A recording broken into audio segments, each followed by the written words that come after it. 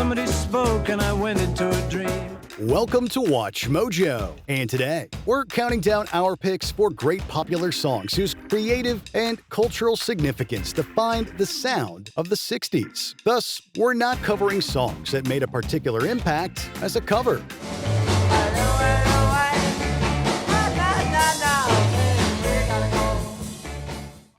Number 10, 8 Miles High, The Byrds. 8 miles high, and when you touch down.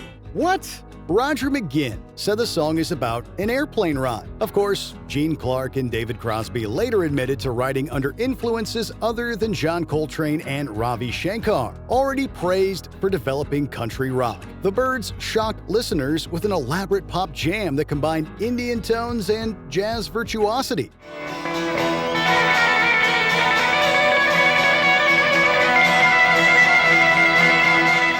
Despite this alternative style and a U.S. radio ban over drug illusions, 8 Miles High soared to number 14 on the Billboard Hot 100. This was a watershed moment in avant-garde rock's artistic and commercial prospects. Historians even cite it as a forerunner in reggae rock and psychedelia. There's no debating whether 8 Miles High took off as a classic, mind-bending innovation.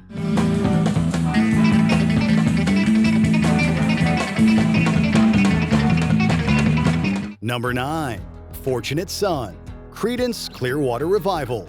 It ain't me, I ain't no senator son. The horrors of the Vietnam War brought protest music to unprecedented commercial success. But Creedence Clearwater Revival's Fortunate Son stands out for merely using the war to represent the horrors at home. John Fogerty shouts down the U.S. military's draft system, which young men could legally evade through educational obligations or a hefty fee. It was class warfare at its crudest, serving an institution that revealed hypocrisy and American ideals.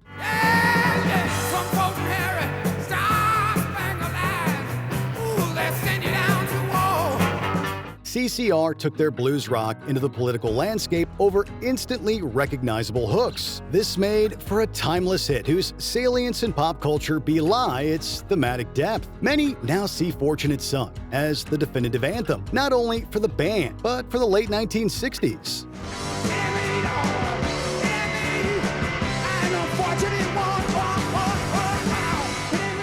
Number 8, God Only Knows, The Beach Boys. If you should ever leave me, will life still go on, believe me? After building the Beach Boys on some of teens' favorite tunes in the early 60s, Brian Wilson revolutionized avant-garde production for the mainstream. The promotional single Good Vibrations particularly influenced the psychedelic tastes of a new crop of kids. But in terms of sheer musical magic, God Only Knows highlights the seminal album Pet Sounds. A love song evoking the Almighty as an emotional expression was gutsy enough at the time. Never mind the meticulous composition, featuring classical influences and performed by an orchestra. God only knows what I'd be without you. The likes of Bono, Jimmy Webb, and Paul McCartney have dubbed God Only Knows a masterpiece among pop songs. And God only knows what the industry would be like without the riveting, elevated ballads influence. Only knows what I'd be without.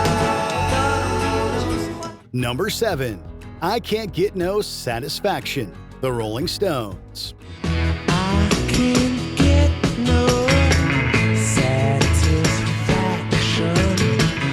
Mainstream rock and roll was effectively diluted for petty consumption by the 1960s. Then, some British blues enthusiasts blew the roof off with I Can't Get No Satisfaction, inspired by genre pioneer Chuck Berry. The song is led by Keith Richards' biting guitar riff and Mick Jagger belting out the social, political, and sexual frustrations of youth.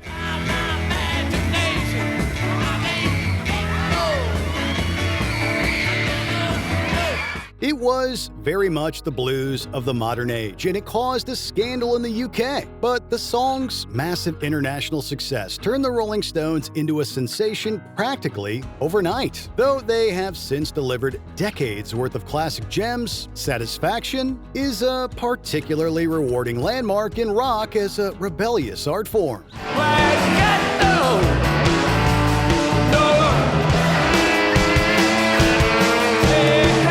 Number 6. Mississippi Goddamn, Nina Simone. And everybody knows about Mississippi, goddamn. Most of the great anthems of the civil rights era soulfully lamented tragedy and called for hope, but the high priestess of soul's most notable anthem was punk before there was punk. Mississippi Goddamn closes the live album Nina Simone in concert with an up-tempo vocal jazz tirade against contemporary racial injustices in the American Deep South. My skin is brown. My manner is tough.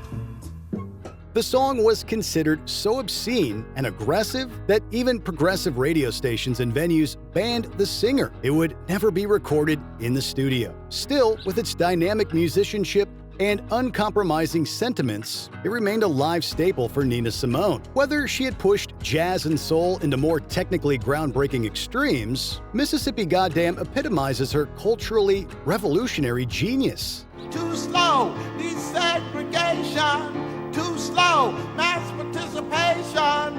Number 5. Whole Lotta Love, Led Zeppelin. Way, way down inside, honey, you need I'm gonna give you my love. Nobody had heard anything like Led Zeppelin's debut album in 1968, and many didn't want to hear it. But with the opening track of Led Zeppelin II, their especially hardened blues rock achieved its own identity. Okay, Whole Lotta Love is an intense lift from the heartbreak ballads of Muddy Waters, distinguished by Jimmy Page's impossibly catchy guitar riff and an avant-garde bridge.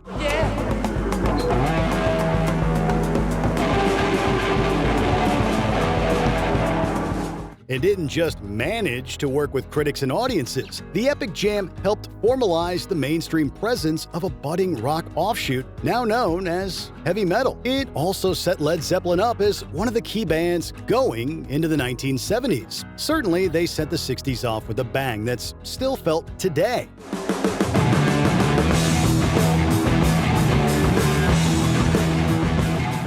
Number 4. Purple Haze, Jimi Hendrix Experience.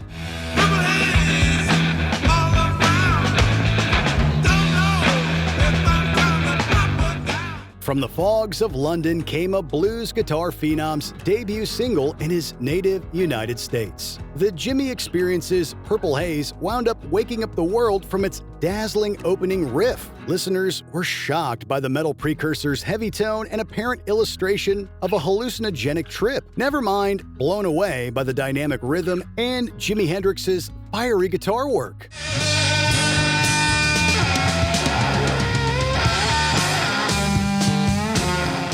The single's acclaim allowed the band's debut LP, Are You Experienced, to leave an indelible mark on hard rock upon its release a month later. The song itself spent 3 years as a concert staple before Hendrix's death in 1970. His brief life graced the world with countless classics, though it doesn't get much sharper than Purple Haze. Excuse me while I kiss the sky.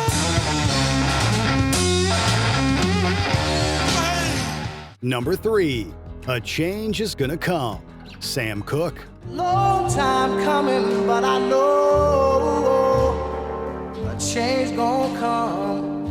The King of Soul's comfortable pop appeal cut across the color barrier going into the 1960s. Then he confronted an uncomfortable topic with great passion. In A Change Is Gonna Come, Sam Cooke recounts personal struggles with racism as he swoons for brighter days ahead. It was then rare for a black musician of his success to be so politically outspoken in art.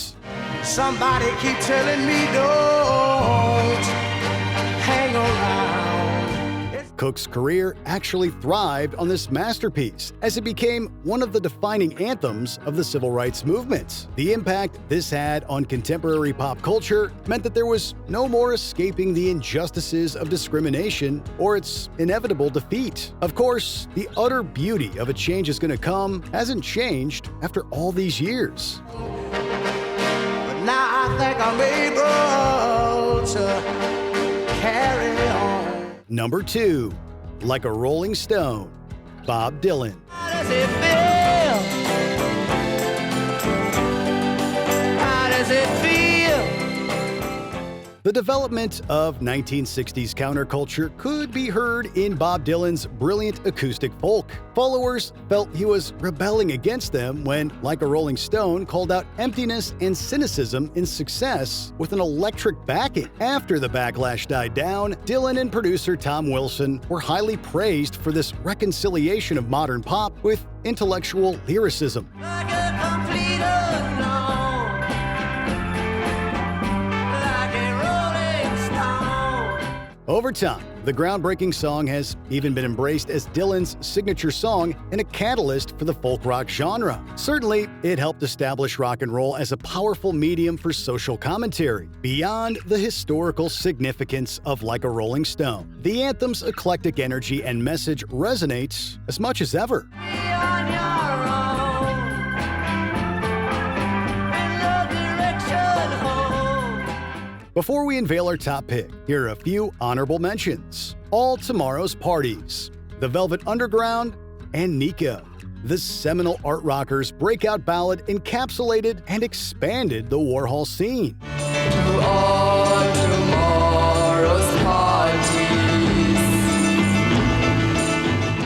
Dancing in the Street, Martha and the Vandellas. An exhilarating pop piece to define the influential Motown sounds. There'll be swinging, swaying, and records playing, dancing in the street. Oh. My Generation, The Who. An era-defining declaration by early founders of punk. Die before I get old.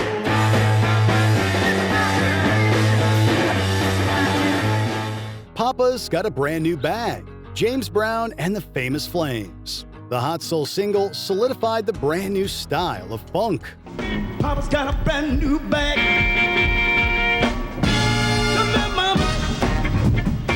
Space Oddity, David Bowie. An elaborately produced folk epic for the space age and the future of electronic rock. This is ground control to Major Tom. You've really made the grade. Before we continue, be sure to subscribe to our channel and ring the bell to get notified about our latest videos. You have the option to be notified for occasional videos or all of them. If you're on your phone, make sure you go into your settings and switch on notifications. Number 1. A Day in the Life, The Beatles. I read the news today, oh boy. The story of the Beatles is the story of music in the 1960s. The pop group's evolution into pioneering artists culminated with the album Sgt. Pepper's Lonely Hearts Club Band, namely its closing track. A Day in the Life is a surreal orchestral suite that seems to just be about reading the newspaper before leaving the house. Woke up, fell out of bed, dragged a comb across my head. In fact, it conveys the frenzy of the human condition, with radical genre shifts and experimental composition. The explosive 42-second-long final keyboard chord alone influenced audio engineering for generations.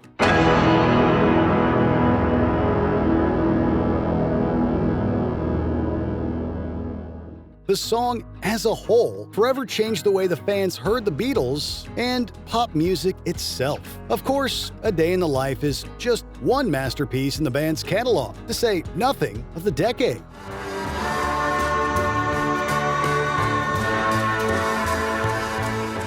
What songs do you think had the most impact on the 1960s and the generations that follow? Jam with us in the comments.